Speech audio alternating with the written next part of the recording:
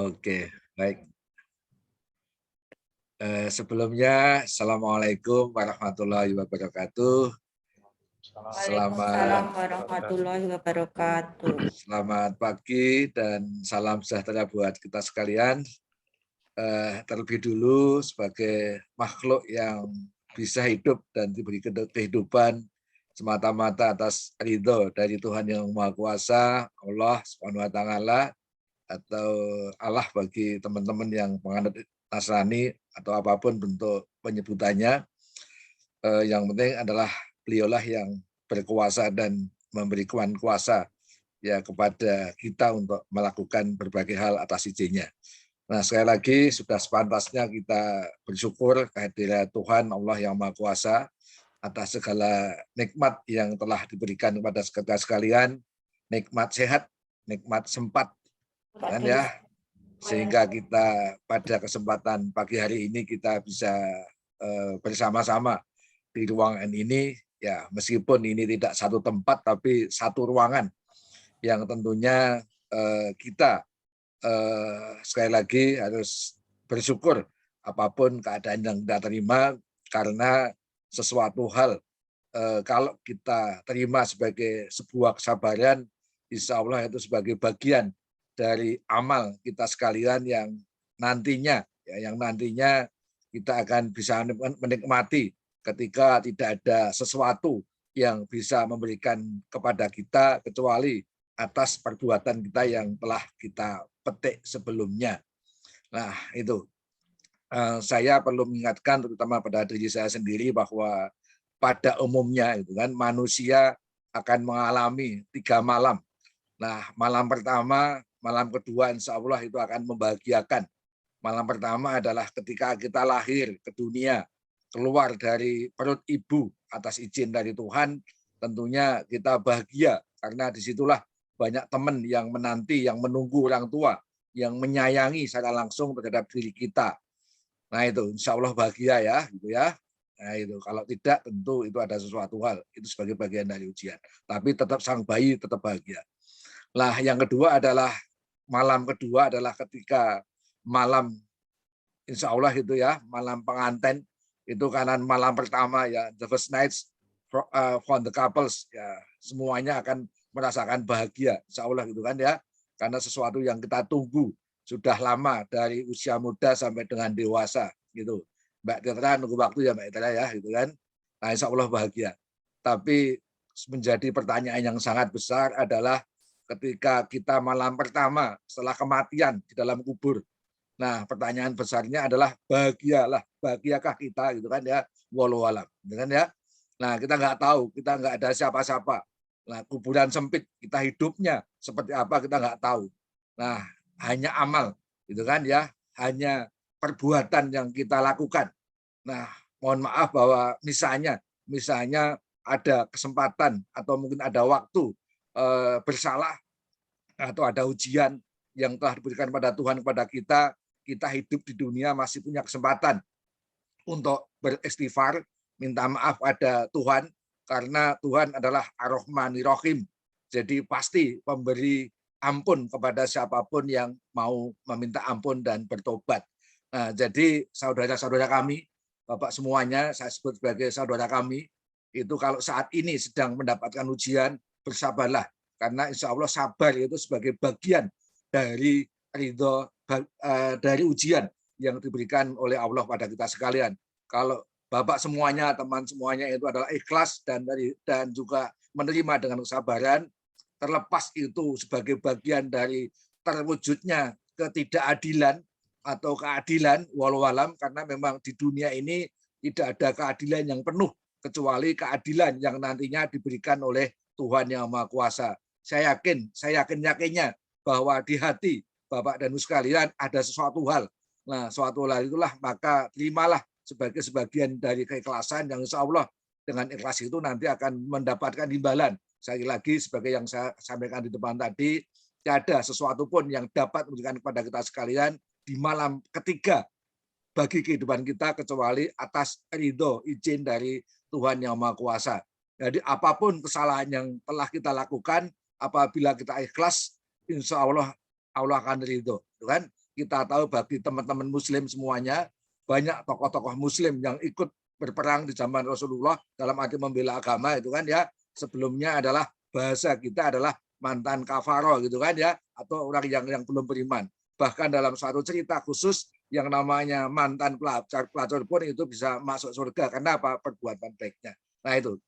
Jadi sekali lagi saya pertama membesarkan hati teman-teman semuanya adalah bagian dari ujian, dan insya Allah sebentar lagi bagi teman-teman yang Muslim itu sebagai tempat untuk menempa pada diri kita sekalian, ya, untuk memaksimalkan itu ibadah, terimalah sebagai suatu bagian yang dengan ini maka bisa belajar dengan baik. Anda ingat yang namanya tokoh nasional yang namanya Pak Hamka itu ya, dia bersyukur karena di penjara. Sebabnya apa?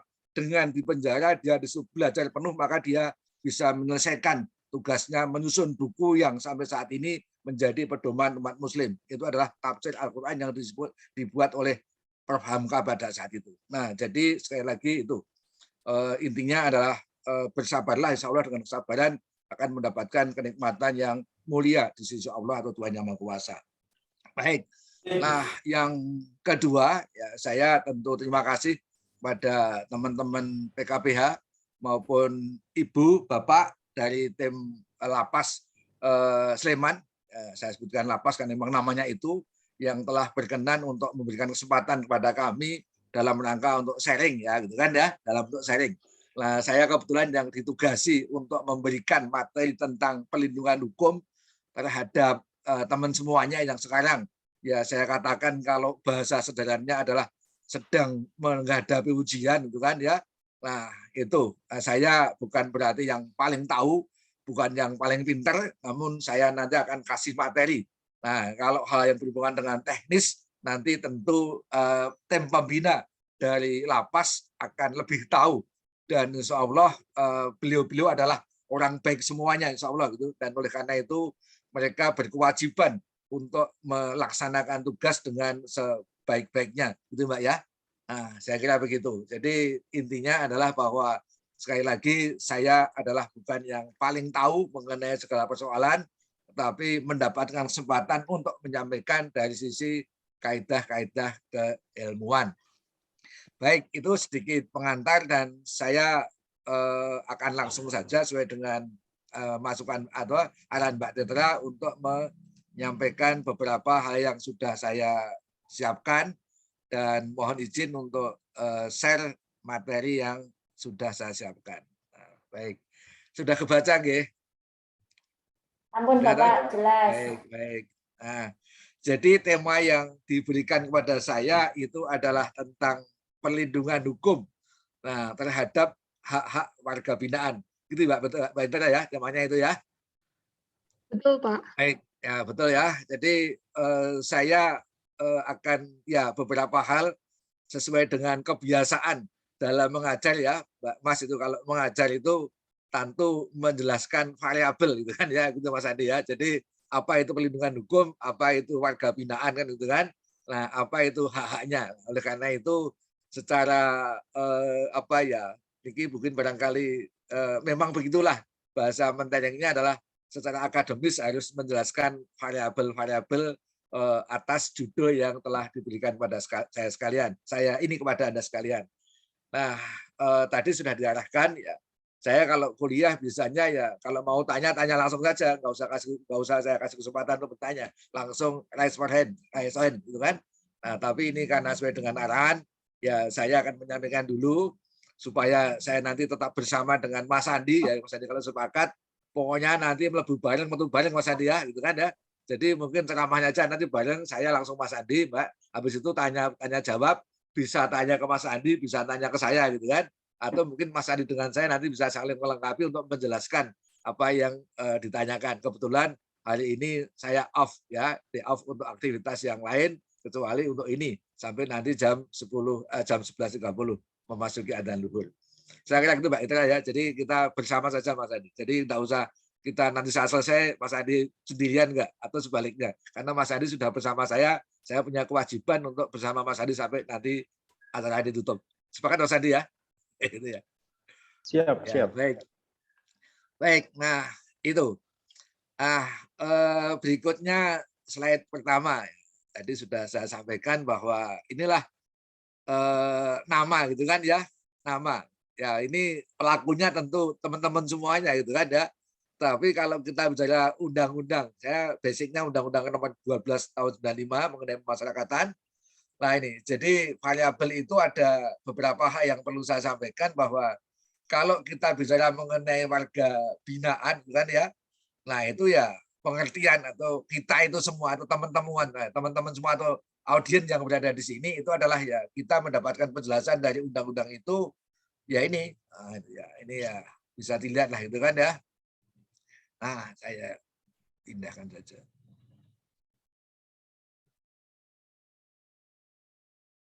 Mati.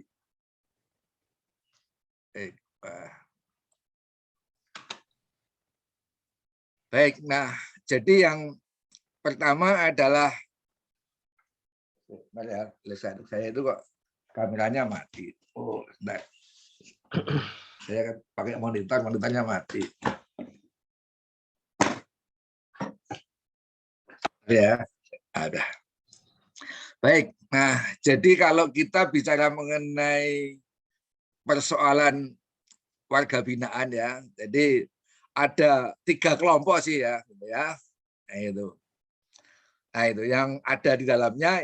Pertama tentu kita melihat apa itu bicara mengenai pemasyarakatan. Nah jadi kalau kita bicara mengenai pemasyarakatan adalah ya ini tindakan atau perbuatan ya kan atau pekerjaan yang dilakukan oleh para pembina di dalam lembaga masyarakatan. Ini sudah kelihatan.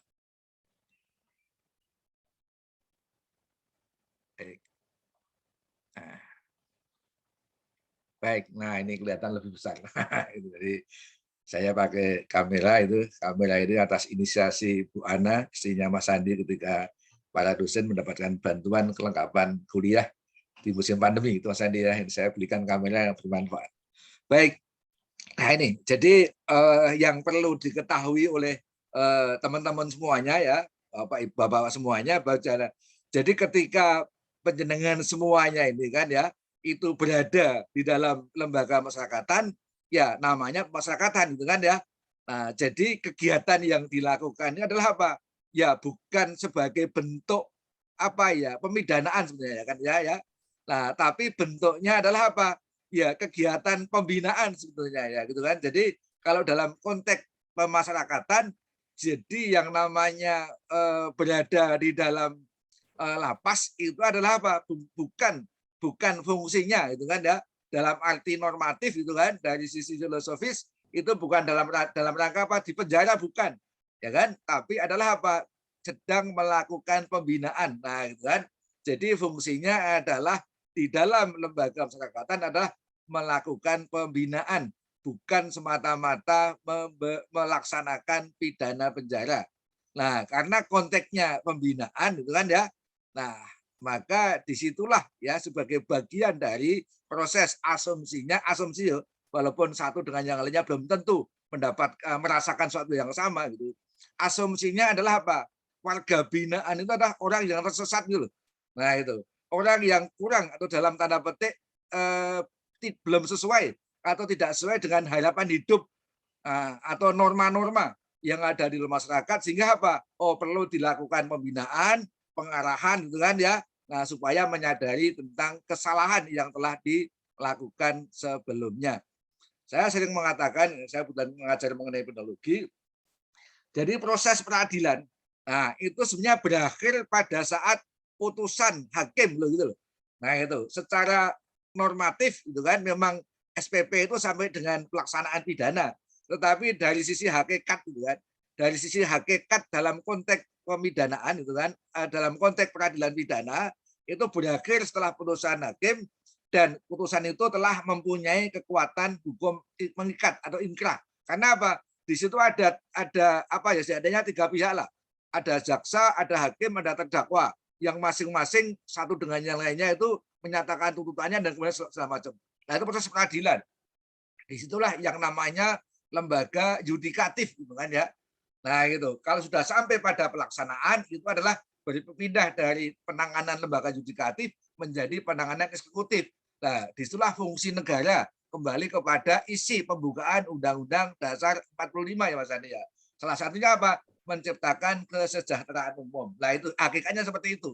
Nah, jadi disitulah berpindahnya ya kan ya antara proses peradilan ke dalam lembaga pemasyarakatan ditangani Menteri Hukum dan HAM. Menteri Hukum dan HAM itu lembaga eksekutif bukan yudikatif gitu kan.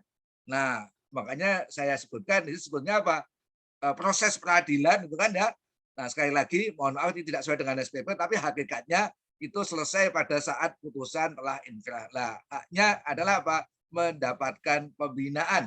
Negara wajib untuk apa? Untuk menciptakan kesejahteraan bagi masyarakat tidak terkecuali mereka yang sedang menjalankan masa pemidanaan lah, masa pemidaan selama di dalam lembaga pemasyarakatan. Itu ya hakikat masyarakatan itu. Nah, itu baik yang 2, 3 tidak saya sebutkan supaya tidak menyinggung itu kan ya. Saya langsung di sini aja. Ini oke lah nggak usah saya sebutkan. Ini saja. Nah, itu. Nah, dari apa yang saya jelaskan tadi kan ya. Nah, sebenarnya apa? Ya, bukan penjara loh Mas Mbak itu kan ya.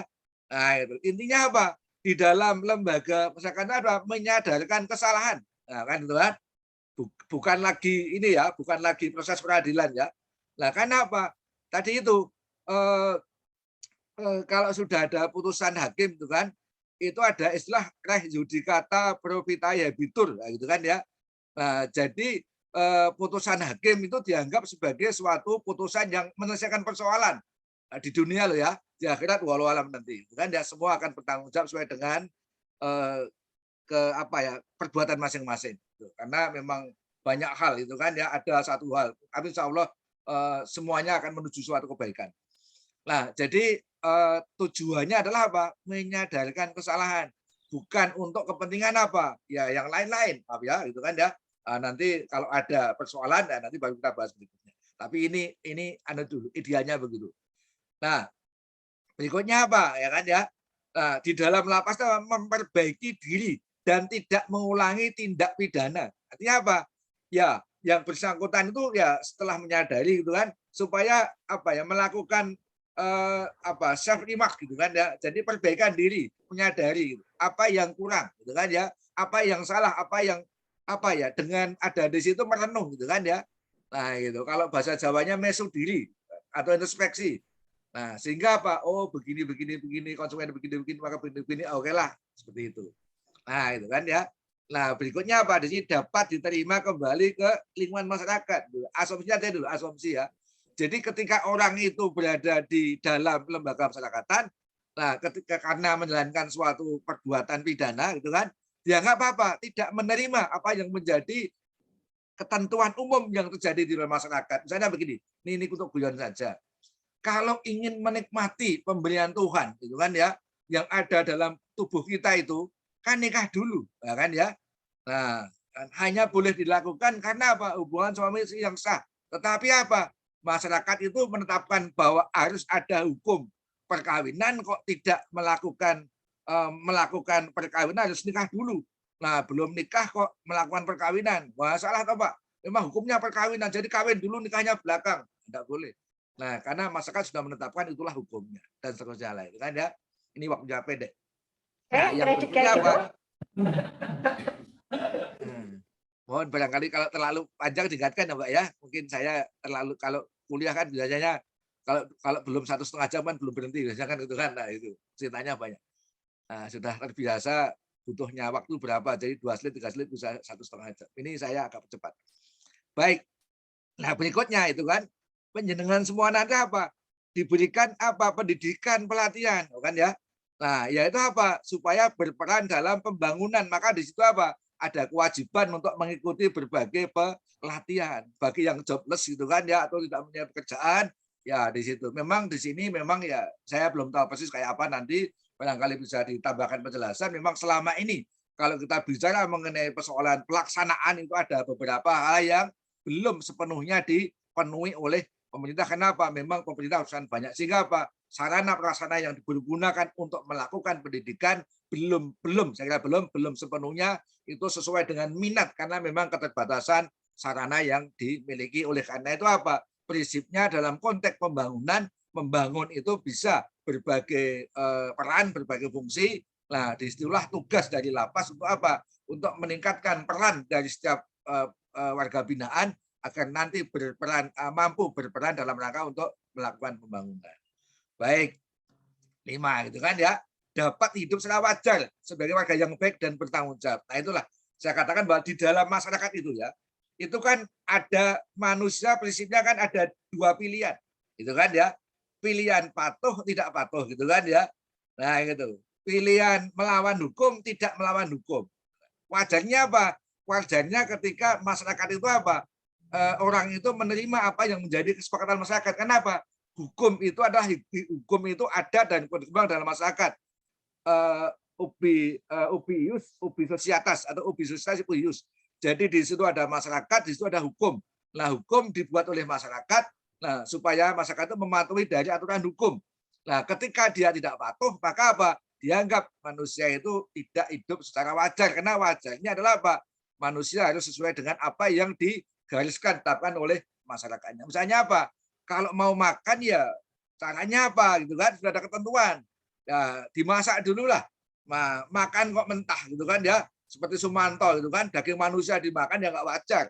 Maka Sumanto dihukum meskipun apa? Mayat tidak ada gunanya, tetapi karena membongkar mayat adalah merupakan perbuatan yang tidak wajar, Sumanto dapat dikenai sanksi pidana dan yang lain-lain. Jadi kewajaran adalah berdasarkan norma baik yang hidup dalam masyarakat maupun norma yang diatur oleh negara. Nah, itu arahnya ke situ, menyadarkan bahwa kalau begini salah loh gitu kan ya.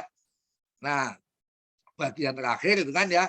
Nah, tujuan ketika berada di dalam masyarakat adalah apa?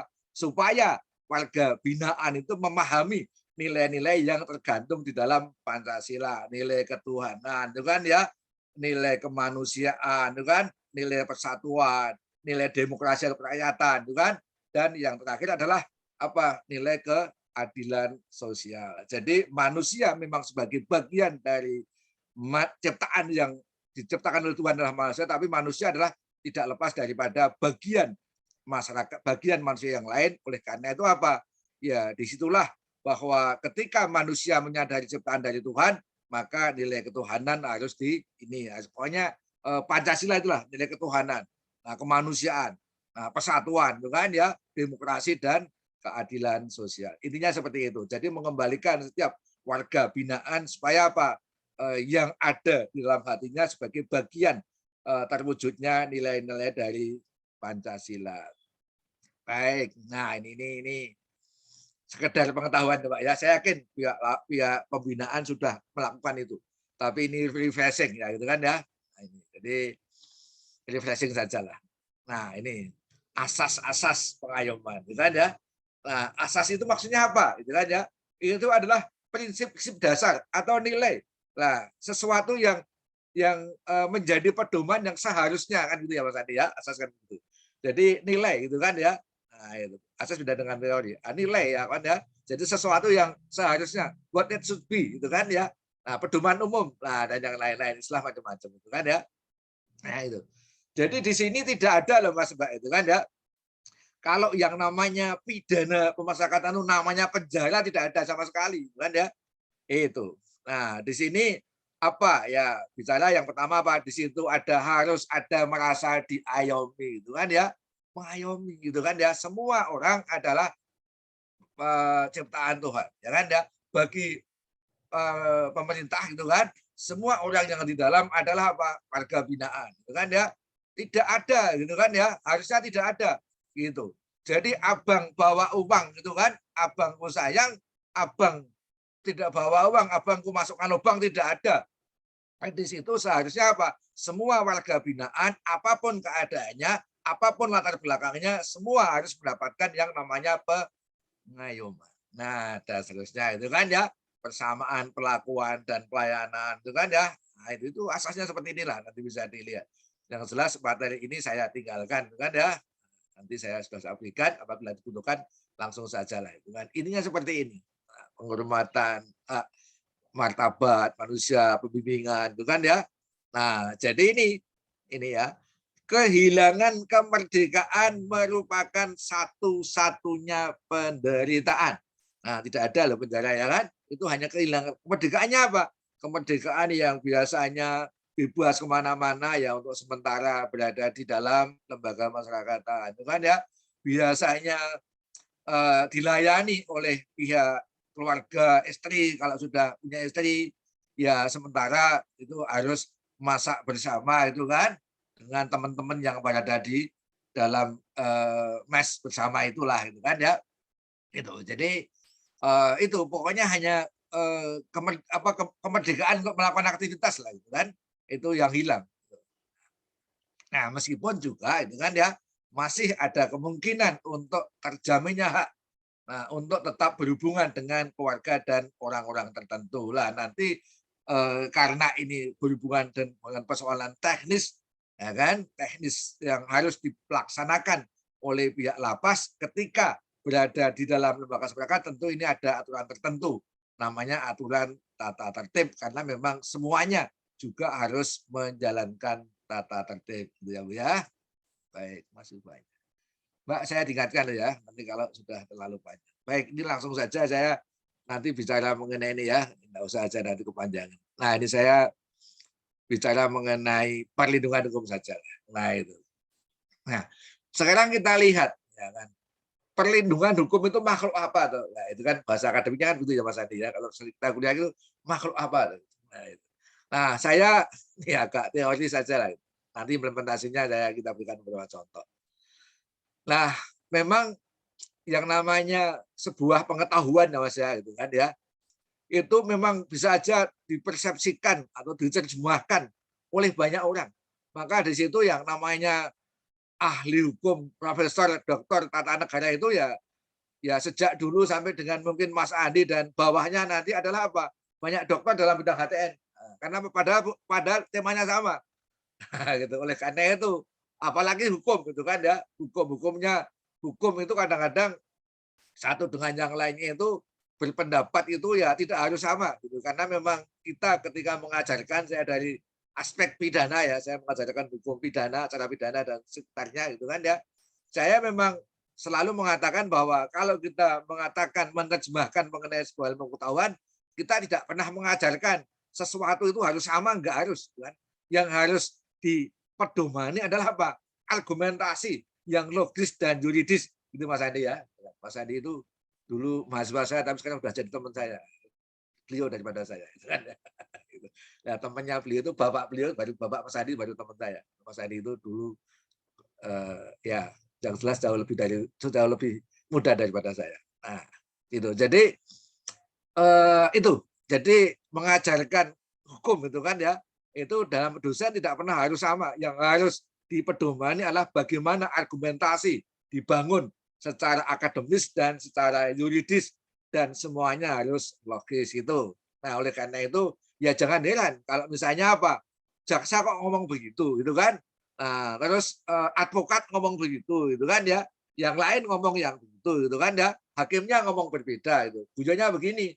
Kalau dua orang sarjana hukum itu ketemu gitu kan nanti akan ketemu pendapat yang ketiga atau mungkin pendapat yang keempat gitu kan yang pendapat ketiga itu adalah pendapat kompromi pendapat yang keempat adalah apa yaitu barangkali ada sesuatu hal ya kan yang tidak dikompromikan itu adalah pasti menjadi bagian dari pendapat mereka sendiri yaitu apa pendapat dia itu salah itu kan menyatakan salah itu kan juga pendapat itu kan ya pendapat pertama saya sama Mas Andi saya punya pendapat itu kan ya berdiskusi gitu kan ya.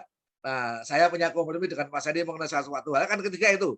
Nah, pendapat keempat, oh yaitu wah tetap itu adanya saya punya pendapat sendiri itu kan yang tidak sama dengan pendapatnya Mas Adi yang masih kita pegang sendiri-sendiri itu baru dua loh Mas ya. Nah, apalagi tiga dan seterusnya itu guyonnya seperti itu. Nah, itu. Nah, tetapi yang penting argumentasinya ya. Nah, di situ kita pelajari yang saya kutipkan ini semuanya betul. Banyak tapi yang saya kutipkan beberapa saja. Kan ya. Baik, nanti saya berikan beberapa contoh. Nah, menurut Sajipto Raharjo, ini orang hukum tapi ke arah sosiologi hukum itu kan ya. Nah, beliau mengatakan dengan perlindungan hukum adalah apa? Adanya upaya melindungi kepentingan seseorang dengan cara mengalokasikan suatu kekuasaan ya kepadanya untuk bertindak dalam rangka untuk menjalankan kepentingannya. Maknanya apa? Gitu kan ya. Bahwa gitu kan ya. Jadi hukum itu dimiliki oleh pihak penguasa kan begitu ya kan? Nah itu. Tapi mengalokasikan ya, memberikan kewenangan gitu kan ya. Nah itu kan kepada gitu kan, kepada orang lain gitu kan untuk melakukan tindakan sesuai dengan kepentingan yang dimiliki oleh orang-orang yang bersangkutan. Jadi hukum itu hukum itu kan aturan norma. Hukum sebagai bagian dari orang yang mempunyai kekuasaan untuk menjalankan hukum, gitu kan ya. Tetapi di situ memberikan kekuasaan kepada lembaga yang lain. Nah, kekuasaan dilindungi oleh hukum. Contohnya begini. Kalau dalam hukum pidana, kan ya. Maaf loh ya kan. Misalnya apa? Misalnya kalau menangkap itu kan, menahan seseorang gitu kan ya. Nah, itu kan. Nah, itu kan kewenangan, gitu kan? Kewenangan oleh hukum. Nah, dilindungi oleh hukum, gitu kan ya? Diberikan kepada jaksa, kepada polisi, itu penyidik. Nah, atas pelaksanaan itu maka tidak dihukum. Kenapa? Itu dilindungi oleh hukum itu. Meskipun menghilangkan hak orang lain, tetapi karena dilindungi oleh hukum, maka apa? Ya tidak dihukum. Itulah pelindungan hukum. Mas Andi dosen, saya insya Allah juga sebagai bagian dari dosen, gitu kan? Kalau enggak dianggap dosen, mungkin Mas Andi tidak di sini karena dulu pernah ajar Mas Andi ya, gitu kan? Insya Allah itu kan ya. Nah itu. Jadi mungkin bagi orang tertentu, saya itu populer sebagai mahasiswa, tapi kalau dapat diprotes ya Mas ya. Nah gitu. Nah, itu. Mencemarkan nama baik enggak gitu. Wah, bisa malu itu. Nah, kenapa? Oh, dapat itu di sini. Apalagi pacarnya hafal nomor mahasiswanya itu kan bisa enggak jadi segala macam. Nah, tetapi apa? Dosen mengumumkan mahasiswa nilainya meskipun itu mencemarkan nama baik, kami itu dilindungi oleh hukum. Sebabnya apa? Nah, itu tadi bahwa rahmatullah farmudin ya Mas ya, istilahnya ya. Jadi kewenangan yang dimiliki oleh seseorang berdasarkan kekuasaan yang dimiliki. Nah, itu contohnya seperti itu. Baik ya, itu intinya seperti itulah gitu kan ya. Nah, itu ya baik. Nah, itu jadi kewenangan jadi dilindungi oleh hukum apa? Itu. Seperti sekarang Mbak tadi ya, melakukan kamu enggak boleh pergi, kamu harus begini, kamu harus begitu gitu kan ya. Dilindungi oleh hukum itu kan. Jadi tidak boleh, Bu, saya ini mau pulang. Saya itu mau apa? Oh, enggak boleh. Ya kan, tertatanya apa? Jam sekian masuk ke dalam itu kan ya. Enggak boleh di situ wah segala macam lah gitu kan ya. Tapi tetap punya hak untuk memaksakan karena apa? Dilindungi oleh hukum. Nah, karena mendapatkan alokasi kewenangan kan begitu. Nah, baik. Nah, pelindungan hukum juga dapat upaya hukum harus diberikan kepada orang hukum untuk apa? Memberikan rasa aman baik secara pikiran maupun fisik, gangguan dan berbagai macam dari pihak manapun. Nah, jadi ya tadi intinya seperti itulah gitu kan ya. Nah, jadi ya diberikan kepada para penegak hukum, kan ya. Nah, untuk memberikan rasa aman. Jadi memang itu jadi melindungi orang lah gitu kan. Kalau kita bicara mengenai undang-undang perlindungan saksi dan seterusnya. Baik, kita cepat aja lah. Berikutnya itu kan ya. Saya nanti sampai jam berapa? Diingatkan Mbak ya. Nah, menurut kasih dan seterusnya ya. Nah, berbagai upaya hukum itu kan. Atau saya ambil contoh yang terakhir aja lah. Philippus M. Harjon yang sering dikutip dalam tulisan mahasiswa ya Mas Adi ya, kalau kita bimbing mengenai pelindungan hukum itu nama Philippus Harjon itu selalu muncul. Ya, apalagi kalau mahasiswanya Mas Adi atau Han itu kan selalu bicara mengenai Philippus Harjon karena ini beliau adalah ahli hukum administrasi negara yang dekat dengan ATN. Nah itu, jadi menurut beliau itu kan ya, pelindungan hukum pada bagi rakyat Indonesia adalah prinsip pengakuan, pelindungan terhadap harkat dan martabat manusia yang bersumber pada Pancasila, prinsip negara hukum yang berdasarkan Pancasila. Nah itu. Jadi beliau lebih melihat kepada apa? Nah, terhadap masyarakat, termasuk saya, termasuk penjenengan semuanya, gitu kan ya, sebagai anggota masyarakat, maka kita dilindungi atas harkat dan martabat kita sebagai manusia, termasuk hak-hak untuk mendapatkan suatu keadilan. Nah gitu. Jadi misalnya begini. Saya sebagai contoh ya, sebagai contoh saya sendiri lah. Kalau ada orang itu melaporkan kepada penegak hukum atas peristiwa yang dialami, saya selalu mengatakan itu bukan pencemaran nama baik, ya kan? Kenapa? Itu hak yang diberikan oleh negara kepada masyarakat, anggota masyarakat apabila yang bersangkutan mendapatkan perbuatan melawan hukum dilarang untuk agent rating dilarang untuk main hakim sendiri. Maka apa? Haknya dia adalah melaporkan kepada penyidik, kepada penegak hukum tentang peristiwa yang dialami. Nah, itulah contoh pelindungan hukum bagi masyarakat. Jadi kalau melaporkan kepada penegak hukum itu bukan pencemaran nama baik. Pendapat saya seperti itu. Itu kan ya? Itu. Yang berikutnya, kalau yang pencemaran bagaimana? Sudah keluar dari laporan, undang media massa, lah itu ya nggak boleh. Itu kan ya? Itu ya nggak boleh. Kenapa? Media massa bukan lembaga hukum yang dilindungi oleh undang-undang gitu loh. Nah, itu yang pertama itu. Yang kedua, yang nggak boleh adalah apa? Melapor palsu gitu loh. Yang nggak boleh itu. Yang dilaporkan itu adalah peristiwanya. Nah, jangan melaporkan yang tidak menjadi peristiwanya. Nah, jadi melapor palsu nggak boleh. Jadi kalau melapor mengenai suatu fakta, apakah itu nanti menjadi fakta hukum apa tidak, itu urusan dari penegak hukum. Karena apa? Yang dilaporkan itu adalah peristiwanya. Mengenai hukumnya itu terserah kepada penegak hukum, itu loh, intinya begitu. Nah, karena apa? Di situ ada proses penyelidikan dan seterusnya. Tetapi hakikatnya apa?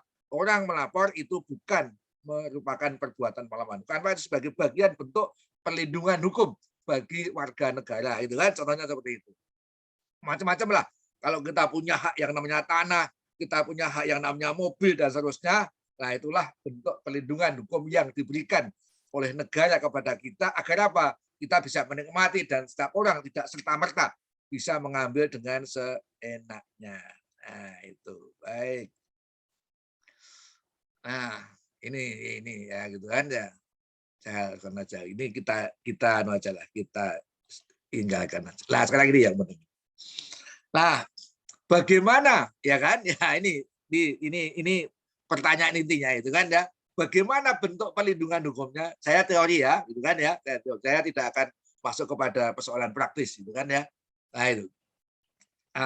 Nanti kalau secara praktis nanti bisa diskusikan atau mungkin saya juga akan membatasi diri berkaitan dengan penjelasan saya. Baik. Nah ini adalah apa? Sarana perlindungan hukum. Jadi apabila, itu kan ya, apabila ada hak-hak yang dilanggar, itu kan ya. Tuh. Nah itu secara teori ada dua pelindungan hukum. Karena pelindungan hukum diberikan oleh pihak pemerintah, ya, gitu kan ya, pihak negara. Nah, jadi yang pertama, gitu kan ya, yang namanya preventif. Preventif apa? Suatu tindakan agar tidak terjadi, ya kan, upaya untuk untuk berusaha supaya tidak terjadi seperti yang mungkin bisa terjadi, gitu kan ya. Nah, yang pertama itu kan ya. Nah, yang pertama ini adalah apa? Dibuatlah peraturan perundang-undangan. Nah, itu. Nah, untuknya apa? Karena peraturan undang-undangan itu yang pertama bisa menjadi suatu norma yang apa ya, yang sesuai dengan asas legalitas, gitu kan ya. Jadi begini dilarang toh. Nah, itu. Jadi gampangnya begini, kalau dalam dunia pidana nullum delictum nulla puna sine previa legi punale atau asas legalitas pasal 1 ayat 1 itu. Nah, jadi gitu kan ya, seseorang itu dapat dihukum apabila undang-undang mengatakan itu perbuatan yang dilarang. Nah, itu. Nah, jadi kalau tidak ada perbuatan yang melarang, maka tidak boleh ada orang dihukum. Itu. Jadi menghukum orang tidak boleh dengan selera hati. Itu. Jadi bukan pasalnya dicarikan, tapi harus betul-betul normanya itu terpenuhi gitu loh. Nah, jadi undang-undang itu sebagai sarana preventif agar apa? Mencegah tindakan semenang-menang dari negara kepada warga masyarakatnya. Itu. Nah, itu. Berikutnya apa? Kalau kita bicara mengenai persoalan tadi kan warga negara, tadi persoalan warga lembaga negara. Kalau warga negara gimana? Nggak boleh toh. Nggak boleh toh. Gitu kan ya. Nah, itu. Jadi menunjuk pada batasan perbuatan-perbuatan yang boleh dilakukan dan atau kewajiban yang harus dipenuhi. Jadi upaya preventif supaya apa? Ketika tahu itu kan ya tidak melakukan suatu pelanggaran. Baik. Nah, yang kedua ini represifnya ini kan ya. Nah, represif itu apa? Pelindungan dalam bentuk represif itu apa? Merupakan pelindungan akhir melalui lembaga peradilan, gitu kan? Peradilan bisa peradilan umum, bisa tata usaha negara, bisa agama, gitu kan ya. Nah, peradilan yang lain seperti peradilan administrasi, gitu kan? Kalau tempatnya Mas Adi itu ada peradilan yang namanya peradilan konstitusi, gitu kan ya, dan yang lain-lain. Karena apa? Undang-undang pun juga dapat dianggap itu akan melanggar hak-hak dari warga negaranya atau menimbulkan kerugian. Nah, itu ya bentuknya seperti ini, itu kan ya. Nah, nanti tentunya kalau kita bicara mengenai peradilan yang represif, itu masing-masing itu akan terlaksana gitu kan ya. Nah, atau bermuara maksudnya sesuai dengan aturan yang mengaturnya. Ya kan, kalau peradilan umum itu ya perdata dan pidana, gitu kan ya, itu. Nanti juga ada tata caranya, itu kan ya, tun, agama dan seterusnya. Nah, kalau kita bicara mengenai persoalan pidana atau mungkin hukum pidana itu tidak seluruhnya itu bermuara dengan penjara karena apa? Ada yang namanya restoratif justice, gitu kan ya. Nah, itu. Jadi sekarang dikembangkan untuk itu. Nah, itulah sebagai bentuk peradilan atau lembaga-lembaga yang berhubungan dengan perlindungan hukum. Baik, saya kira begitu sajalah mengenai parameter dan seterusnya. Ini mungkin nanti saja kalau ada yang bertanya dan materi ini bisa dibaca. Intinya apa? Ya bahwa kan ya Indonesia itu adalah parameter banyak ya Mas. Saya kutipkan dari Prof. Jimli Astiki aja lah. Ada 13 parameter lah. Intinya apa? Inilah sebenarnya negara kita sebenarnya sebagai bagian dari negara hukum yang sudah mempunyai ciri-ciri sebagai negara hukum.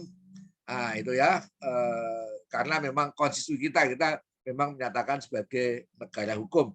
Adapun nanti implementasi soal negara hukum, ada faktor-faktor yang mempengaruhi. Jika ditanyakan nanti akan saya jelaskan lebih lanjut, atau mungkin berdasarkan pertanyaan yang ada akan saya jelaskan. Baik, saya kira begitu. Mohon maaf Mas Andi ini sudah kejar-kejaran, tapi ternyata tidak bisa sampai jam 10:30 gitu kan, karena saya kan 10:30 nanti 11:30 jam kita diskusi. Baik gitu, Mbak Tetra, Ibu, saya mohon maaf kalau terlalu panjang. Ini pun sudah terasa agak sek-sekan gitu ngomongnya gitu kan ya. Nah, waktu saya kondurkan nanti barangkali bisa ditindaklanjuti dengan diskusi. Saya sekali lagi siap menunggu Mas Andi sampai acara ini selesai. Gitu Mas Andi ya. Monggo Mbak Tetra, Mbak, silakan. Saya akhiri dari saya. Wassalamualaikum warahmatullahi wabarakatuh. Waalaikumsalam warahmatullahi wabarakatuh. Terima kasih Pak Andi. Selanjutnya, karena tadi sudah disepakati sesi tanya jawab dilaksanakan di akhir, kepada Pak Andi Omara dipersilahkan untuk memulai sesi kedua. Baik, terima kasih Mbak Tra. Selamat pagi Bapak Ibu sekalian, baik dari lapas maupun warga binaan. Selamat pagi, salam sehat semuanya. Sehat bahagia ya, dimanapun kita berada itu penting. Apalagi untuk saat ini ya. Penting sehat dan bahagia. Mudah-mudahan imunnya tetap terjaga atau lebih meningkat. Bapak Ibu sekalian, pada kesempatan kali ini saya sebenarnya diminta untuk memberikan materi terkait dengan kesadaran berbangsa dan bernegara. Nah, namun karena topik ini luas, jadi saya ingin fokus saja kepada apa yang tadi sebenarnya sudah disinggung Pak Sigit Rianto terkait dengan hak konstitusional warga negara.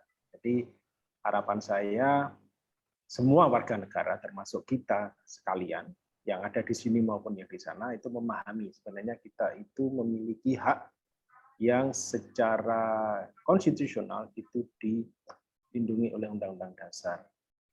Sebelum saya lanjutkan, Mbak Tetra, suara saya bisa terdengar jelas ya? Mas Ringga, aman? Yes, Pak. Yes. Baik. Saya ada slide, tetapi saya lebih ingin berinteraksi walaupun tidak dalam satu ruangan yang sama pada Bapak Ibu sekalian. Pertama ingin saya sampaikan karena background saya hukum, khususnya hukum tata negara, maka pertanyaan awalnya mungkin juga relevan untuk kita semua. Apa sih sebenarnya hukum dan kenapa penting ada hukum di dalam masyarakat? Nah, kalau kita lihat sebenarnya hukum itu kan pada prinsipnya aturan ya. Nah, kenapa penting diadakan aturan? Kenapa hukum itu kemudian harus ada di dalam masyarakat? Pertama, karena kepentingan yang berbeda-beda antar individu yang ada di dalam masyarakat, yang sangat mungkin satu dengan yang lain itu berbeda, atau bahkan bisa jadi bertentangan. Sehingga penting kemudian disepakati aturan atau patokan bagaimana kita harus bertingkah laku. Sehingga apa yang kita lakukan itu tidak kemudian dianggap mengganggu kepentingan orang lain yang mungkin punya kepentingan yang berbeda dengan kita. Jadi karena kita hidup bermasyarakat dan bukan hanya hidup sebatang kara seorang diri, mungkin kalau seorang diri hukum tidak terlalu penting karena apapun yang akan kita kerjakan itu tidak akan berdampak kepada orang lain. Walaupun dalam tataran teologis tetap penting karena kita ada hubungan dengan Yang Maha Kuasa. Nah, tetapi pada pokoknya kenapa kita itu berhukum? Karena itu tadi, kita hidup di dalam masyarakat. Di dalam masyarakat itu penuh dengan berbagai kepentingan. Yang kepentingan itu bisa jadi sama, berbeda, atau bahkan bertolak belakang atau berlawanan satu dengan yang lain. Kalau kemudian tidak ada hukumnya atau tidak ada aturannya, kita bisa bayangkan, kita berlalu lintas saja, saya pengen lewat sebelah kanan, yang satu sebelah kiri. Kalau ada perempatan, saya pengennya terus. Itu sudah akan bisa kita bayangkan bagaimana kacaunya lalu lintas kita kalau kemudian tidak diatur. Bagaimana kalau ada ambulans, bagaimana kalau ada damkar, bagaimana kalau ada iring-iringan mobil jenazah, itu juga kemudian diatur agar semua orang menjadi tahu, oh patokannya ketika lampu merah saya harus berhenti, ketika lampu hijau saya harus jalan, ketika ada rombongan ambulans kita harus memberikan jalan dan seterusnya. Kalau tidak ada aturannya maka akan punya keinginan yang macam-macam, yang satu belok kanan, yang satu belok kiri, akhirnya menjadikan membingungkan. Nah, itu sebenarnya arti penting dari hukum, apapun hukumnya, apakah itu hukum agama, hukum negara, hukum masyarakat, dan seterusnya, atau norma. Nah, yang kedua yang ingin saya sampaikan, kalau dalam konteks pidana seringkali hukum itu dikaitkan dengan punishment atau pemidanaan. Padahal kalau kita lihat hukum itu tidak selalu bersifat menghukum ya. Jadi kalaupun dia menghukum itu karena ada pelanggaran yang serius oleh karenanya, oleh yang melatar belakangnya. Tetapi saya ingin menyampaikan bahwa sebenarnya hukum itu bisa juga berwatak membebaskan atau bahkan melindungi. Jadi ketika kita sebagai warga negara itu ingin melakukan hak-hak kita yang sudah diatur di dalam Undang-Undang Dasar, maka adalah kewajiban negara untuk kemudian melakukan tidak hanya menghormati hak kita, tetapi juga melakukan proteksi atau perlindungan, bahkan sampai kepada pemenuhan hak-hak warga negara. Nah, jadi sebagai gambaran, hukum itu tidak selalu yang bersifat memidanakan, tetapi hukum itu bisa bersifat melindungi, ya, perlindungan terhadap warga negara. Hukum bisa juga bersifat membebaskan, artinya kalau sekiranya ada misalnya golongan minoritas yang kalau tidak ada hukumnya seringkali kemudian dia ditindas, itu dengan aturan peraturan perundang-undangan, maka dia akan kemudian dilindungi dan diperlakukan sama sebagaimana kelompok yang lainnya. Nah, saya ingin menyampaikan ini sehingga pandangan kita tentang hukum itu tidak selalu bersifat pemidanaan.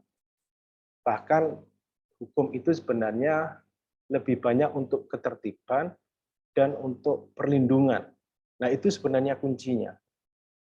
Tentu ada dampak kalau misalnya perlindungan dan ketentraman, ketertiban masyarakat itu terganggu. Bisa misalnya dengan peringatan pencatatan, atau kalau dalam hukum pidana, kalau itu delik umum, ya pada akhirnya sampai pada proses pidana.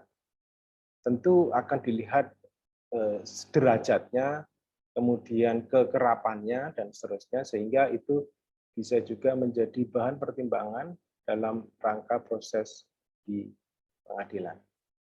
Nah, itu satu hal yang menurut saya penting sebelum saya masuk kepada hak konstitusional warga negara. Nah, kalau kita lihat frasa hak konstitusional warga negara, maka di situ ada kata hak. Hak itu sesuatu yang kita memiliki, dan itu bukan sesuatu yang diberikan. Misalnya kita punya hak hidup. Hak hidup itu kan sudah menempel kita sejak lahir, dan itu bukan pemberian dari negara dalam konteks kalau kita bicara undang-undang dasar atau undang-undang negara, maka hak yang kita miliki itu sebenarnya sudah ada sejak kita lahir dan bukan pemberian. Jadi tentu saja dengan demikian maka kita bisa menggunakan hak itu, karena hak itu memang sudah embedded atau menempel atau bersama kita sejak lahir. Tentu karena semua orang punya hak, maka penggunaan hak itu pada akhirnya harus juga diatur.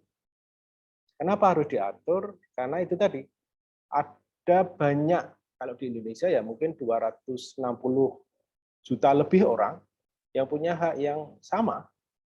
Bagaimana kemudian memastikan ketika saya menggunakan hak saya, itu tidak melanggar hak orang lain. Nah, itulah pentingnya kemudian dibuat semacam kesepakatan, apakah itu bentuknya peraturan perundang-undangan, kalau kita hidup di dalam masyarakat, atau kalau kita hidup di lingkungan kampus, di lingkungan RT, RW, itu juga punya semacam tata tertib. Bagaimana agar tata tertib di kampung itu tetap terjaga, maka akan ada rambu-rambu. Misalnya, kalau ada yang bertamu, maka waktu bertamunya jam berapa, perlu dilaporkan, dan seterusnya. Sehingga orang kemudian tahu apa yang terjadi di dalam kampung itu. Dan kalau sudah disepakati, maka itu sebaiknya dilakukan secara konsisten. Nah, itu yang berikutnya. Nah, kalau kita sudah memahami apa sebenarnya hukum itu, dan ternyata hukum itu tidak melulu bersifat pidana, maka sebagai sebuah negara modern seperti Indonesia dan negara yang lain, kita bisa lihat bahwa di setiap negara di dunia ini mereka memiliki apa yang disebut dengan Undang-Undang Dasar atau konstitusi. Ya kan? Undang-Undang Dasar kita saat ini adalah Undang-Undang Dasar Negara Republik Indonesia tahun 1945. Apa pentingnya kita memahami itu sebagai warga negara? Biasanya kan orang berpikir Undang-Undang Dasar itu ya prinsipnya penting hanya untuk para penyelenggara negara, karena di situ diatur presiden, DPR, DPD, MA, MK. Apa pentingnya bagi kita? Ternyata kalau Bapak Ibu sekalian, kalau sempat ya, nanti saya rekomendasikan untuk dibaca, ternyata banyak pasal di dalam Undang-Undang Dasar itu yang mengatur tentang hak warga negara, hak asasi manusia. Jadi kita perlu tahu sebenarnya hak-hak apa yang kita miliki yang diatur di dalam Undang-Undang Dasar, sehingga dengan begitu kita tahu sebenarnya ada tanggung jawab negara kalau kita sudah memiliki hak-hak yang diatur di dalam Undang-Undang Dasar. Misalnya saja, saya contohkan, ada hak untuk mendapatkan pendidikan dan pengajaran. Kalau itu hak warga negara atau hak asasi manusia, maka ada tanggung jawab negara untuk bisa memberikan fasilitasi. Kita tahu sekarang kalau putra-putri, Bapak Ibu, sekolah di SD, SMP, SMA, negeri terutama, itu kan SPP dibebaskan atau relatif murah, karena memang ada tanggung jawab negara di sana. Sehingga biaya pendidikan tentu yang sekolah negeri itu menjadi sangat terjangkau. Dan itu harapannya akan lebih mudah mewujudkan tujuan negara, yaitu mencerdaskan kehidupan bangsa. Nah, pertanyaan mengapa setiap negara di dunia ini memiliki undang-undang dasar atau konstitusi, itu bisa dijawab dengan beberapa cara. Yang pertama tadi, bahwa undang-undang dasar itu mengatur hal-hal pokok yang bersifat fundamental terkait dengan struktur ketatanegaraan. Tadi sudah saya sampaikan, ada berbagai lembaga negara, mulai Presiden, DPR, DPD, MK, BPK, Bank Indonesia, dan seterusnya. Tetapi tidak hanya itu. Konstitusi juga mengatur pembatasan kekuasaan. Oleh karenanya, Undang-Undang Dasar juga mengatur kalau menjadi presiden dan wakil presiden itu 5 tahun dan bisa dipilih untuk 5 tahun berikutnya. Itu salah satu cara membatasi. Dan itu penting diatur di dalam Undang-Undang Dasar karena Undang-Undang Dasar itu pada hakikatnya hukum yang tertinggi. Yang kedua, tentu hukum negara ya, yang saya maksud di sini bukan hukum agama. Kemudian yang kedua, ada ketentuan yang mengatur tentang kewenangan berbagai lembaga negara. Misalnya, kalau Mahkamah Konstitusi itu ada 4 kewenangan dan 1 kewajiban. Nah, dengan memberikan 4 kewenangan dan 1 kewajiban, ini sudah cara efektif untuk memberikan pembatasan kekuasaan. Artinya apa? Artinya kalau Mahkamah Konstitusi melewati 4 dan 1 kewajiban tadi, maka dia sudah melanggar dari pembatasan kekuasaan itu. Nah, ini penting sehingga lembaga negara yang sudah diberikan kekuasaan yang cukup banyak oleh konstitusi itu tidak melanggar kekuasaan yang sudah diberikan. Nah, yang kedua, Undang-Undang Dasar itu ternyata tidak hanya mengatur lembaga negara, tetapi juga mengatur hak warga negara. Kenapa penting diatur hak warga negara itu di dalam Undang-Undang Dasar? Ini sebagai imbangan. Tadi saya katakan bahwa Undang-Undang Dasar itu memberikan kekuasaan yang besar kepada berbagai lembaga negara beserta pembatasannya. Sebagai imbangannya, karena rakyat, warga negara seperti Bapak, Ibu, dan saya, itu tidak diberikan kewenangan sebagaimana lembaga negara itu, maka Undang-Undang Dasar penting untuk mengatur hak kita. Jadi, sebagai imbangan kewenangan yang besar dari lembaga negara, maka kita diberikan hak oleh konstitusi. Apa pentingnya? Agar ketika lembaga negara itu melaksanakan kewenangannya, tidak bisa kemudian melanggar hak kita. Kalau dia melanggar hak kita, maka bisa dipersoalkan lewat pengadilan. Nah, itulah kenapa Undang-Undang Dasar itu mengatur hak asasi manusia, hak penduduk maupun hak warga negara. Sehingga kita, walaupun tidak punya kewenangan sebesar lembaga negara, tetap punya perlindungan karena Undang-Undang Dasar mengatur tentang hak warga negara yang bisa ditegakkan. Manakala lembaga negara ketika membuat kebijakan itu cenderung melanggar hak konstitusional dari warga negara. Nah, jadi itu pentingnya ketika kita belajar berbagai pasal di dalam Undang-Undang Dasar. Dan Undang-Undang Dasar juga mengatur tentang hak asasi manusia. Nah, kalau sudah ada hak asasi manusianya, terus kenapa? Bagaimana kalau ada pelanggaran? Undang-Undang Dasar tidak mengatur sebagaimana KUHP yang ada sanksi di sana, tetapi Undang-Undang Dasar mengatur mekanisme. Misalnya kalau ada undang-undang yang diduga melanggar hak saya sebagai warga negara, maka undang-undang itu bisa kita mintakan permohonan pengujian ke Mahkamah Konstitusi. untuk misalnya dibatalkan. Nah, itu menjadi salah satu mekanisme yang penting bagi warga negara agar hak konstitusionalnya itu tetap terjaga, agar para pemegang kekuasaan itu tidak melakukan kebijakannya secara semena-mena.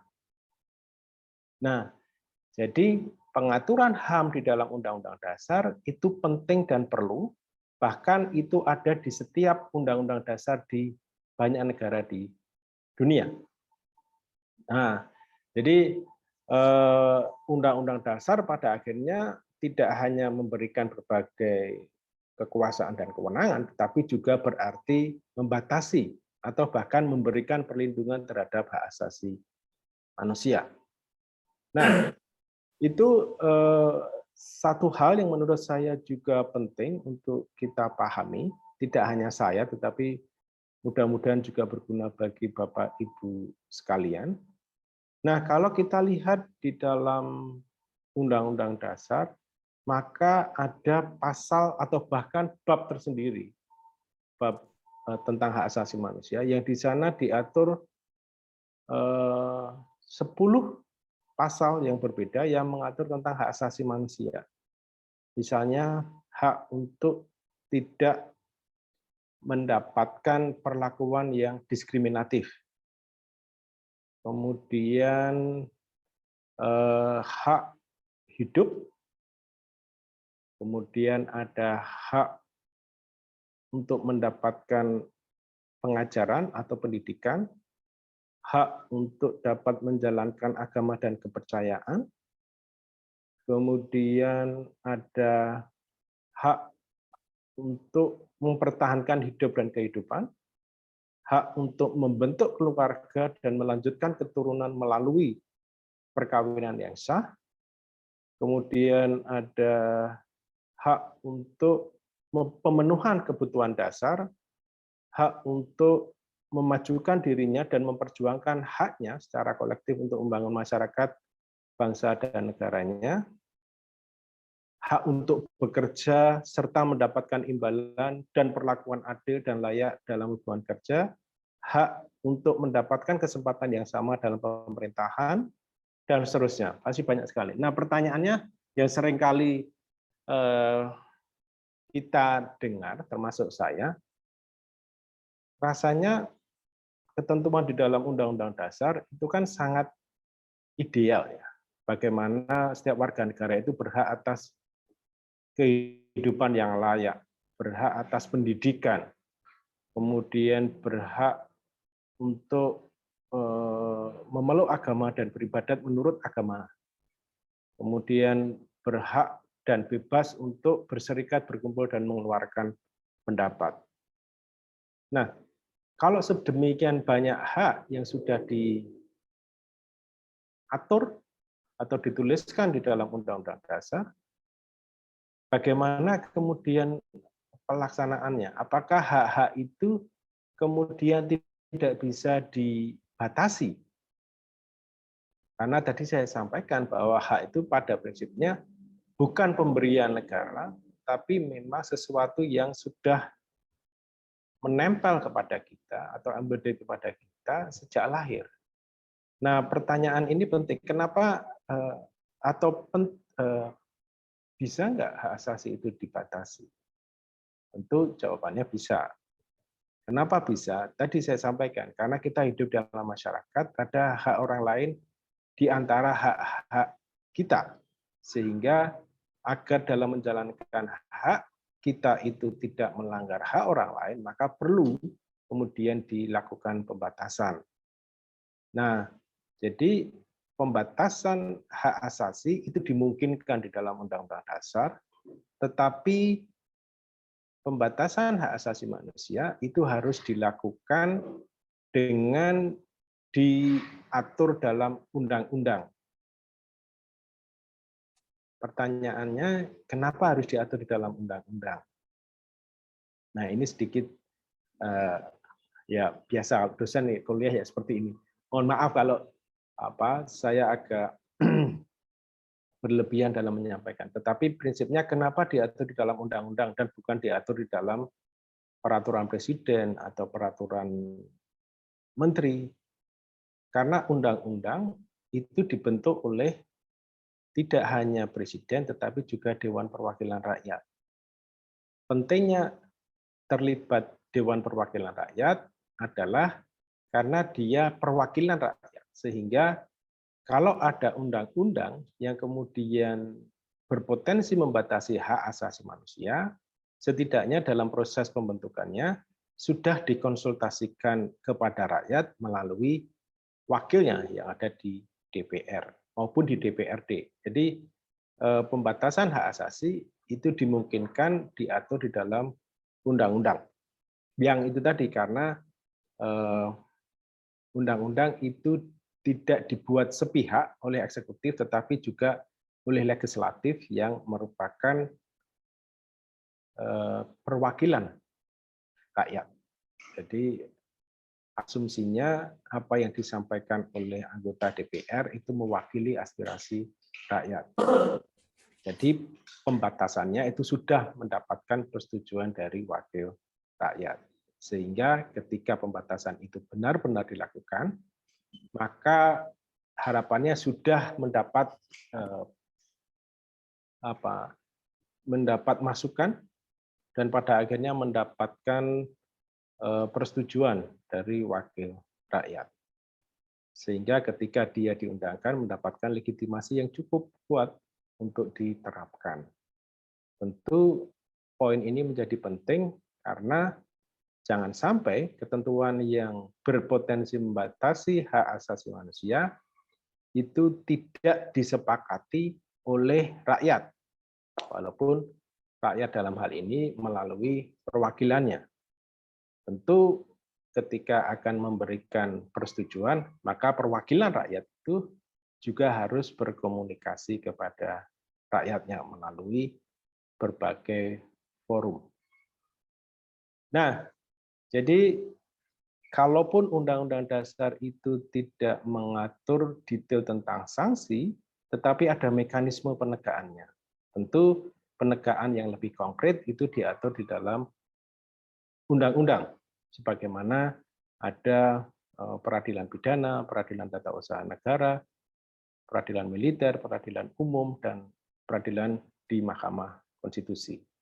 Nah, itu semua mekanisme hukum yang bisa ditempuh ketika seseorang itu dianggap terlanggar haknya, dan kemudian dia memajukan apakah itu gugatan, atau kalau di Mahkamah Konstitusi itu permohonan untuk memastikan bahwa dugaan, misalnya saya menganggap undang-undang itu melanggar hak saya bisa mengajukan permohonan ke MK untuk meninjau atau menguji apakah undang-undang itu benar-benar melanggar hak konstitusional saya yang sudah diatur di dalam Undang-Undang Dasar. Nah, itu mekanisme hukum yang bisa dilakukan dan masih banyak mekanisme lain yang bisa dilakukan, apakah melalui berbagai komisi, apakah asasi manusia, kemudian Komnas Perempuan, dan seterusnya, atau lembaga legislatif dengan mendorong agar undang-undang yang dihasilkan itu berwawasan hak asasi manusia. Rasanya sudah lama dan sudah 11:15, saya kira saya cukupkan. Sekian, terima kasih. Waktu saya kembalikan ke Mbak Tetra ya. Selamat siang.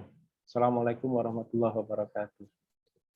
Waalaikumsalam warahmatullahi wabarakatuh. Terima kasih kepada Bapak Andi Omaras yang telah menyampaikan materinya. Selanjutnya saya alihkan kepada Bu Hasuti apabila ada rekan-rekan dari warga binaan Lapas kelas 2B Sleman yang ingin mengajukan pertanyaan. Silakan, Bu.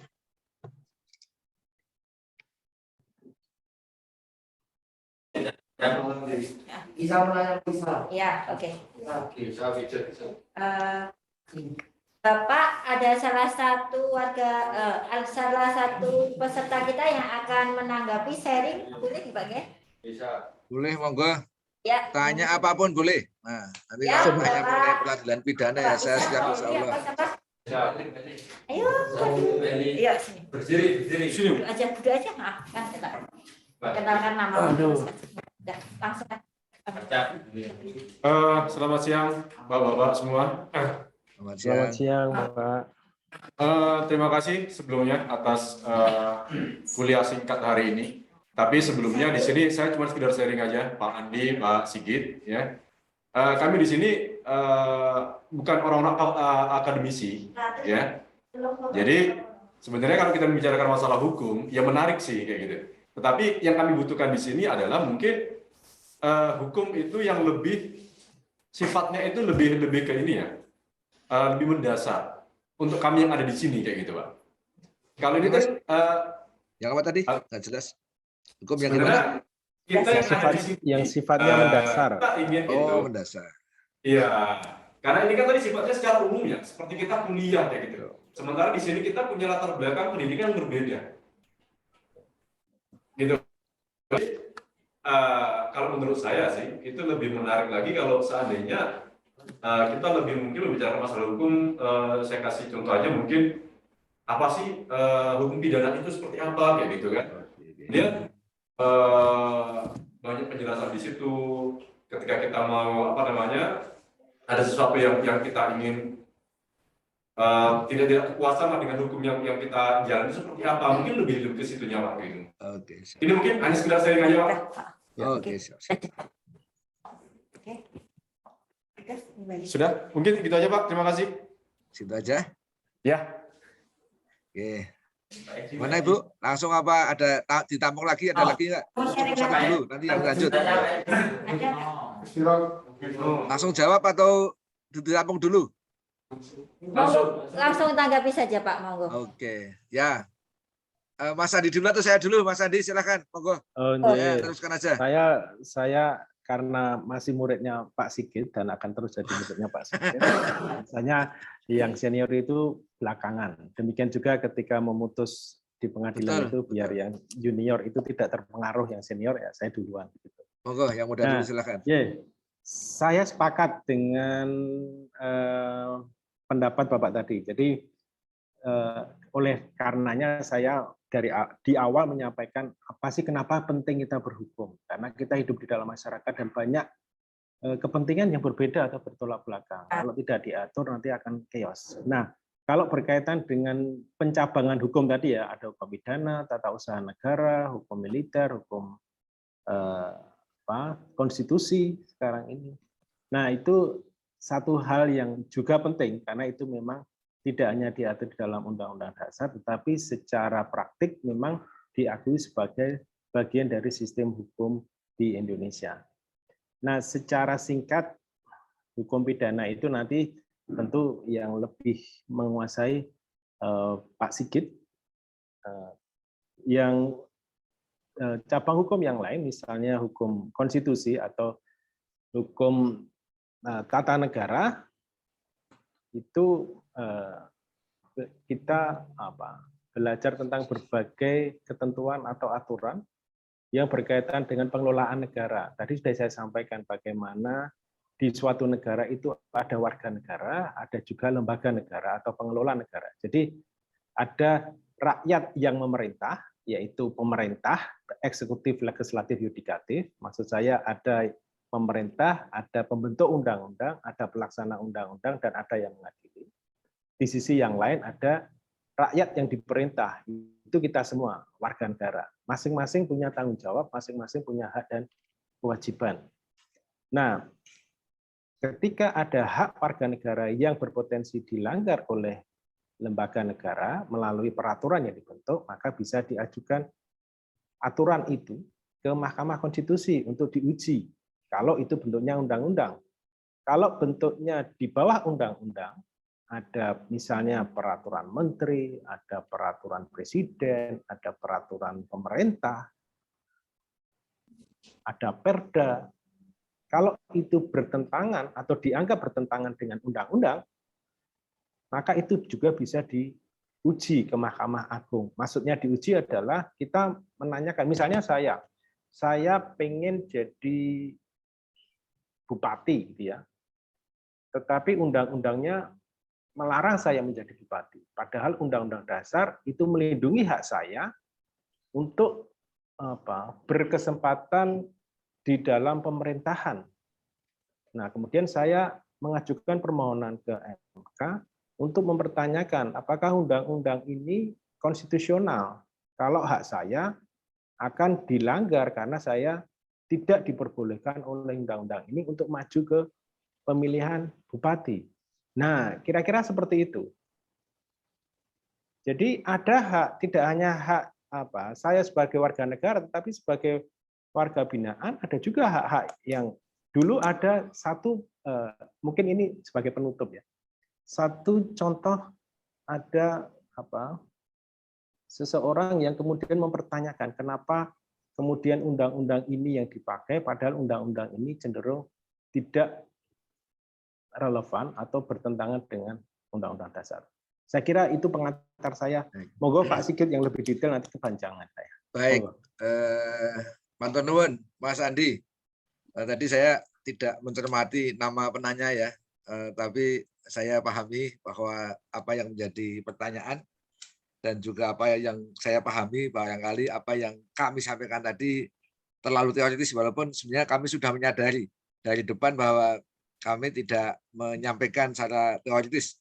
Nah, walaupun yang kami sajikan teori, tapi kami sudah mencoba untuk menyampaikan dengan model yang lebih praktis. Nah, namun sekiranya pertanyaannya adalah mengenai apa itu hukum pidana, karena memang kenapa kamu cerita mengenai pelindungan hukum? Ya, memang temanya yang diminta itu. Jadi dasarnya kalau pelindungan hukum apa? Seseorang negara itu wajib untuk melindungi kan ya.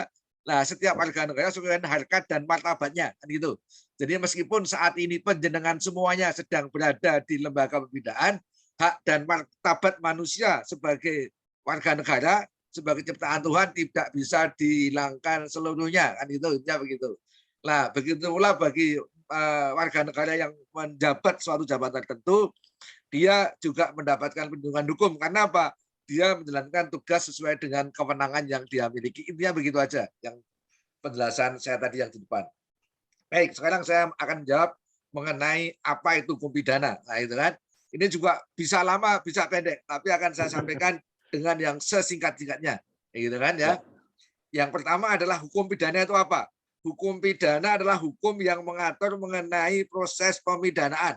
Nah, pidana itu sendiri berarti apa? Pengurangan kemerdekaan. Nah, jadi kalau hukum pidana aturan norma itu kan yang mengatur mengenai perbuatan apa yang oleh undang-undang dinyatakan dilarang dan sekaligus bagaimana cara untuk memproses atas perbuatan yang dilakukan oleh orang yang bersangkutan. Teorinya adalah hukum pidana material dan ada hukum pidana formil. Nah begini, gua lebih contoh. Begini, kalau misalnya apa? Misalnya mengambil barang punya orang lain, ya kan ya?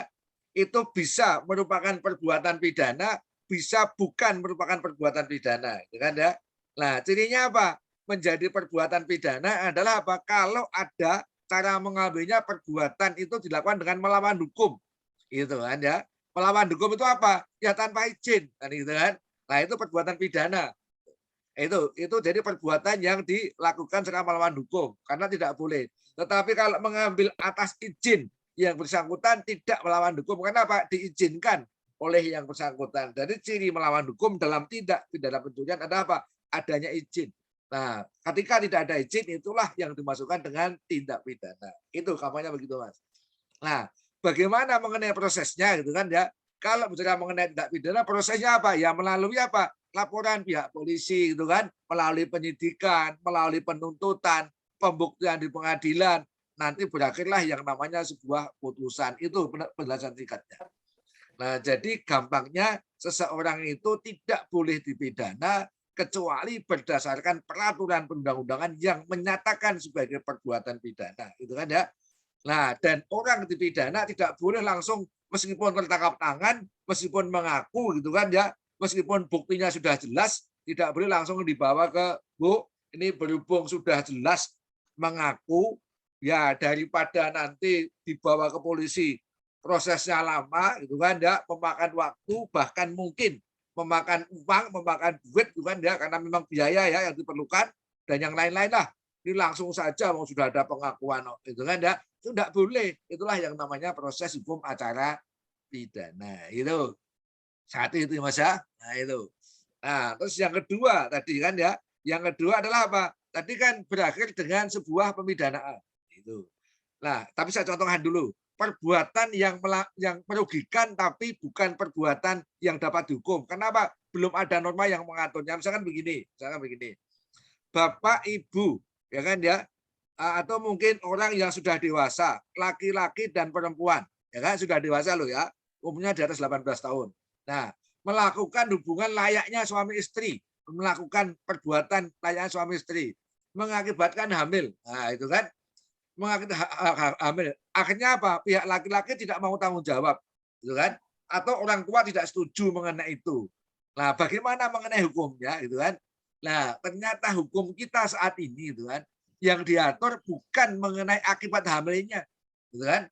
Yang diatur mengenai perbuatan laki-laki tadi, laki-laki dan perempuan tadi yang belum berhubungan sah, yang diatur mengenai cara perbuatannya. Kalau perbuatannya suka sama suka, gitu kan ya. Nah, dijanjikan dan segala macam, pokoknya suka sama suka itu bukan menjadi urusan hukum pidana. Itu contohnya seperti itu. Meskipun merugikan, tapi kalau tidak diatur oleh hukum bukan merupakan perbuatan pidana. Gitu loh Mas. Maka apa? Dalam pemeriksaan perkara seperti itu akan bicara mengenai itu gitu Mas ya. Satu itu. Ya Mas ya. Terus yang kedua Mas. Dasar pemidanaan. Nah, dasar pemidanaan itu apa? 3 hal Mas, dasar pemidanaan itu, ya kan? 1, perbuatan itu dilarang oleh undang-undang gitu kan ya. Lah yang kedua adalah adanya kesalahan. Yang ketiga ada proses pembuktian, gitu kan ya, yang dilakukan oleh pengadilan, ada alat bukti gitu loh. Nah, jadi misalkan apa? Ada perbuatan, tadi contohnya tidak ada perbuatan, bukan merupakan perbuatan pidana yang tidak bisa dihukum, gitu kan ya. Maka yang sering jadi masalah, gitu Mas ya. Biasanya apa hubungannya perdata dan pidana itu apa kan begitu seperti itu. Nah, jadi praktis itu. Ini perdata, ini mengatakan pidana. Nah, guyonnya begini guyon loh ini ya. Guyon sekali lagi ini guyon, just for kidding.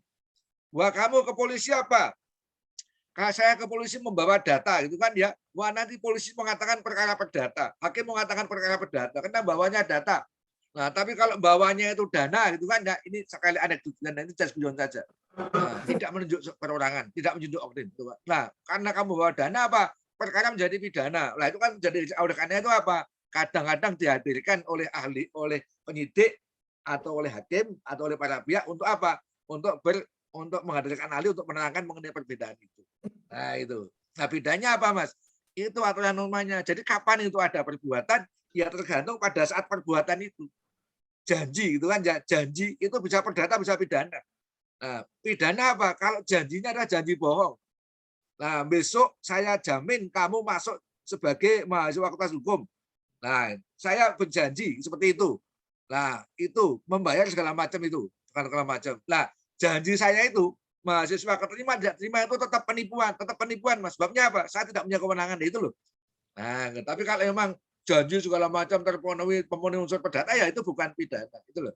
Nah, jadi tergantung dari apa tempus delicti gitu kan. Dari perbuatan itu bukti yang mengungkapkan itu. Ya, itu Mas ya. Nah, jadi 3 hal tadi. Jadi ada perbuatan, yang kedua adalah kesalahan. Nah, itu kan ya, nanti berkutat itu Mas kesalahan. Salah apa tidak? Ada alasan benar apa tidak? Itu kan ya, sang salah sopo yang bertanggung jawab siapa? Itu semuanya berdasarkan unsur kesalahan. Nanti kalau saya terangkan terlalu teoritis. Nah, itu nanti kuliah lagi. Nah, yang terakhir adalah alat bukti gitu kan ya, membuktikan bahwa peristiwa itu betul-betul terjadi gitu kan ya. Nanti mengenai alat bukti pun bisa dikuliahkan sendiri karena teoritis lagi. Nah, tapi intinya 3 tadi Mas, ada perbuatan, ada kesalahan dan ada alat bukti. Perbuatan tempat pidana berdasarkan 3 tadi. Baik, itu penjelasan singkatnya, Mas. Mudah-mudahan itu sudah sangat praktis pengetahuan saya yang saya sampaikan. Monggo. Sudah? Lagi? Dari peserta sudah cukup Bapak. Oke, Sudah. siap. Oke, saya nambahin aja ya Pak ya. Saya nambahin sedikit dari yang disampaikan Pak Sigit Yanto dengan Bapak Andi Omara. Saya cuma mau menambahkan sedikit aja. Kalau tadi dikatakan tentang teoritis, saya cerita keadaan yang realistis kita. Oke, monggo. Siap. Tadi yang dikatakan tentang Undang-Undang Nomor 12 Tahun 95 tentang pemasyarakatan ya Pak ya. bahwa di lembaga pemasyarakatan itu bahwa warga binaan itu dilakukan pembinaan dan sebagainya. Nah, salah satunya Pak, kita bekerja sama dengan Fakultas Peternakan UGM Pak. Kemarin kita mengembangkan ayam bahagia Pak. Itu salah satu faktor yang mengantar Lapas Sleman menuju WBK kemarin. Alhamdulillah. Ya. Kemudian yang selanjutnya yang secara praktis lagi yang disampaikan tadi dari Bapak Andi Omara, bahwa setiap warga negara mendapatkan hak-haknya nih Pak Yes, termasuk warga binaan kita di dalam tembok penjara ini ya. Termasuk hak untuk hak secara ini makan, minum dan sebagainya, juga yang paling ngehit ini kemarin kita juga barusan kita mendapatkan vaksin booster bagi narapidana, kita baru berlangsung kemarin. Jadi yang serta dari realnya bukan juridisnya tadi kalau disampaikan warga binaan kita semua vaksin warga binaan di sini vaksin 1, 2 dan booster sudah terlaksana. Alhamdulillah. Mudah-mudahan sehat. Dalam kaitannya dengan tadi hak-hak warga negara ya Pak ya, dalam konteks kecil di Lapas Sleman. Begitu Bapak, hanya menambahi saja Pak Sigit Rianto dan Bapak Andi Omara. Ya.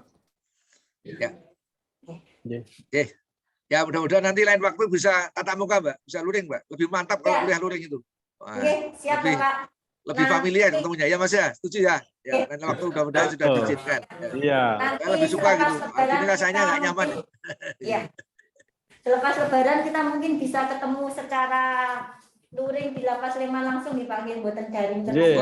KBA silakan. Intinya saya nggak masalah insya Allah lah. Sudah pada poster semua ya insya Allah. Langsung lebih familiar daripada ini. Setuju Pak. Ya setuju. Nanti pulang bisa mampir ke Runggahan saya. Kalau ini nggak bisa mampir ke Runggahan pulangnya. Monggo, selanjutnya saya serahkan kepada Mbak Tetra. Silakan. Baik, terima kasih Bu Astuti. Mungkin sebagai penutup bisa foto bersama terlebih dahulu nggih? Mau berdiri apa kita tetap duduk? Duduk aja nggak apa-apa Bu. Monggo kita mau diambil. Ya, monggo silakan Mbak. Siap, jangan tidur. Mbak Tetra. Ya. 1, 2, 3. Sudah belum? Sudah. Ya. Enggak terasa. Nanti dikirim ya Pak ya, fotonya ya. Ya, siap. Ya Bapak. Oke. Kalau begitu bisa saya akhiri ya Zoom pada siang hari ini. Kepada Pak Sigit, Pak Andi, dan rekan-rekan warga binaan, Bu Astuti, dan Tingga, terima kasih sudah menyempatkan hadir. Dipersilakan untuk meninggalkan Zoom apabila ingin meninggalkan. Terima kasih. Assalamualaikum. Waalaikumsalam.